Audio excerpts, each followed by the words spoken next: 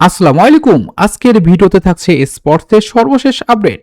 মালদ্বীপে অনুষ্ঠিত হতে যাচ্ছে ৪ জাতির টুর্নামেন্ট। মালদ্বীপে এই ৪ জাতি টুর্নামেন্ট কেবল একটি প্রীতি ম্যাচের আসর নয়, বরং বাংলাদেশ ফুটবলের জন্য একটি অ্যাসিস্ট্যান্ট আন্ডার-20 দলের এই সফরটি তরুণদের প্রমাণ করার এক বিশাল মঞ্চ।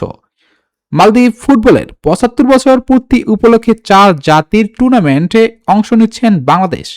তবে জুন উইন্ডোতে জাতীয় দল ব্যস্ত থাকায় কোচ মারুফুল হকের অধীনে এই টুর্নামেন্টে খেলবে অনূর্ধ্ব-23 দল।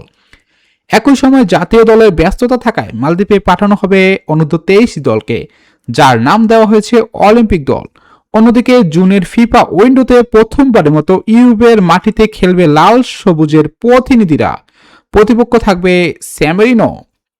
জুন মাসটি বাংলাদেশের জন্য অনেক গুরুত্বপূর্ণ হতে যাচ্ছে। বাংলাদেশকে প্রমাণ করার এটি একটি সময়। আশা করছি সব মিলে বাংলাদেশ দুর্দান্ত পারফরমেন্স করবে। গাইস, আপনাদের মতামত অবশ্যই কমেন্ট করে জানাতে ভুলবেন না। বাংলাদেশ কি পারবে তাদের সেরাটা দেখাতে? অবশ্যই আপনাদের মতামত কমেন্ট করে জানাতে ভুলবেন না। ভিডিওটি এই পর্যন্ত দেখার জন্য অসংখ্য ধন্যবাদ। স্পোর্টস নিত্য নতুন আপডেট পেতে চ্যানেলটি সাবস্ক্রাইব করতে ভুলবেন না। আল্লাহ হাফেজ গাইস।